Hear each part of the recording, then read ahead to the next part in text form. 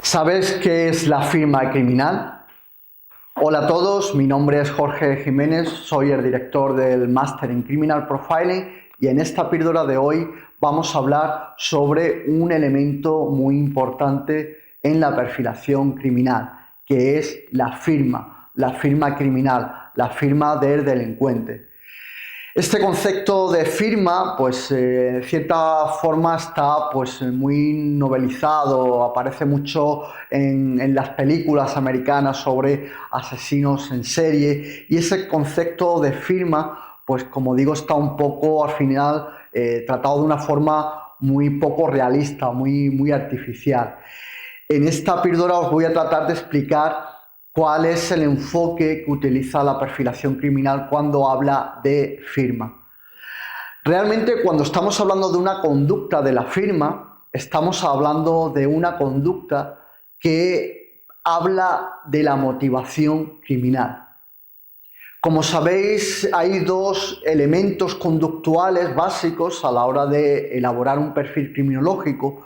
El primer elemento o grupo conductual es el que denominamos modus operandi, que nos habla de cómo se desarrolla un crimen, qué conductas instrumentales lleva a cabo un criminal para poder cometer el crimen, hacerlo de la mejor forma, de la forma más segura para él. Pero todo lo que hace el criminal en la escena del crimen no es modus operandi. A veces nos encontramos criminales que llevan a cabo conductas, comportamientos en la escena del crimen que no son necesarios para cometer el crimen. Es decir, que no obedecen al cómo, que no obedecen a conseguir la comisión del delito. Y nos podríamos preguntar entonces, ¿para qué se realizan? ¿Qué necesidad tiene el criminal de llevar a cabo conductas en la escena del crimen que no son necesarios para cometerlo? Pues precisamente estas son las conductas de la firma. Son conductas que obedecen a una motivación, que obedecen a una necesidad psicológica más profunda, que es la que empuja al criminal a cometer el crimen. Por tanto, las conductas de las firmas nos hablan del porqué y son de especial relevancia a la hora de elaborar un perfil criminológico, porque así como el modus operandi es un conjunto de comportamientos que son más dinámicos, que van evolucionando y que se pueden reflejar de distinta manera, las conductas de la firma, por ese sello psicológico, por esa connotación muchas veces ritual que requieren, implican que se pueda repetir de una forma mucho más clara, ¿no? Más expresiva en la escena del crimen. Por tanto, si analizamos bien los comportamientos, vamos a poder ver ese matiz estático de la firma.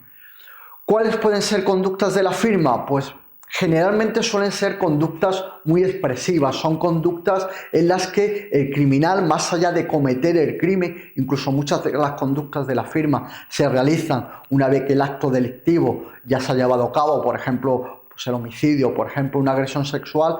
A partir de esa comisión del delito es cuando el criminal realiza determinadas conductas de la firma. Muchas veces son rituales, muchas veces son comportamientos que de forma ritualizada suele seguir el criminal. Por ejemplo, colocar a la víctima en una determinada posición, colocarla haciendo primero una conducta, luego otra y luego la siguiente de una forma muy organizada, muy premeditada. En algunos casos también implica escenificación del crimen, utilizar una determinada organización de la escena para enviar un mensaje. Escribir sobre la víctima, colocarla en una posición humillante o vejatoria, mostrarla de una forma en la que al final el criminal se está expresando, quiere mostrar un mensaje. Las conductas de la firma no son tan racionales, son más viscerales, son más expresivas. Por ejemplo, imaginaros un ataque muy violento sobre la víctima. Por ejemplo, golpearle la cabeza o la cara con un objeto contundente, por ejemplo, un martillo.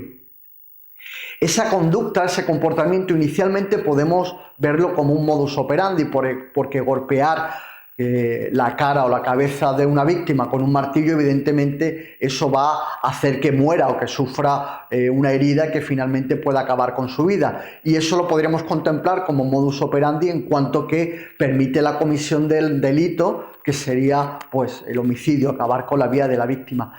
Pero ¿qué ocurre cuando nos damos cuenta de que ese criminal ha golpeado 20 o 30 veces con un martillo la cabeza de la víctima? Ahí estamos ante un comportamiento que ya no es instrumental, que ya no es necesario para cometer el crimen, para acabar con la vida de la víctima, pero que sin embargo sí necesita realizar, sí necesita expresar el criminal con esa furia, con esa descarga emocional. Ahí estamos identificando una conducta de la firma, donde muchas veces, siguiendo este ejemplo, podríamos ver furia, podríamos ver venganza, y eso lo podríamos relacionar junto con otras evidencias, por ejemplo, con un conocimiento previo de la víctima o con una vinculación hacia esa persona. Por tanto, los elementos de análisis de la firma son muy importantes a la hora de elaborar el perfil criminológico. Hasta aquí nuestra píldora de hoy, donde hemos hablado del concepto de firma. Espero que os haya gustado. Muchas gracias.